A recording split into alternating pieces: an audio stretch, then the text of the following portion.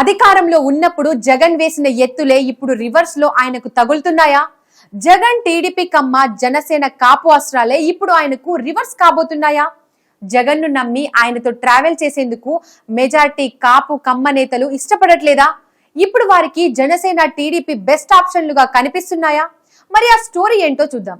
జగన్ అధికారంలో ఉన్నప్పుడు తెలుగుదేశం పార్టీలో ఉన్న కమ్మ నేతలను, కమ్మ సామాజిక వర్గాన్ని రకరకాలుగా బెదిరించడం లేదా ప్రలోభాలు పెట్టి తమ వైపునకు తిప్పుకున్నారు. పైగా ఎవరి చేత్తో వారి కన్ను పొడిపించిన చందంగా తెలుగుదేశం నుండి వైసీపీలోకి వెళ్లిన కమ్మ నేతలు వల్లభనేని వంశీ, కొడాలి నాని, దేవినేని అవినాష్, కరణం బలరాం, అన్నాబత్తుని శివకుమార్, బొల్లా బ్రహ్మనాయుడు లాంటి నేతలతోనే తెలుగుదేశంను ఆ పార్టీ అధినేత చంద్రబాబు, లోకేష్ ను బూతులు తిట్టించడంలో జగన్ ఆరితేరిపోయారు. అలాగే పవన్ కళ్యాణ్ ను జనసేన పార్టీని తిట్టేటప్పుడు కాపు నేతలను అస్త్రంగా ప్రయోగించేవారు. పవన్ ను జనసేనను తిట్టాలంటే మాజీ మంత్రి పేర్ని నాని లాంటి వాళ్ళు ముందు వరుసలో ఉండేవారు.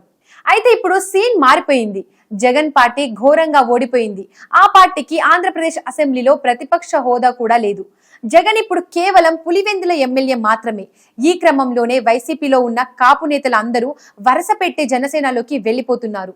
జగన్ దగ్గర అధికారం ఉంటేనే గౌరవం ఉండదు, ఇక పార్టీ ఓడిపోతే జగన్ దగ్గర అస్సలు పని చేయలేమన్న నిర్ణయానికి వచ్చేశారు.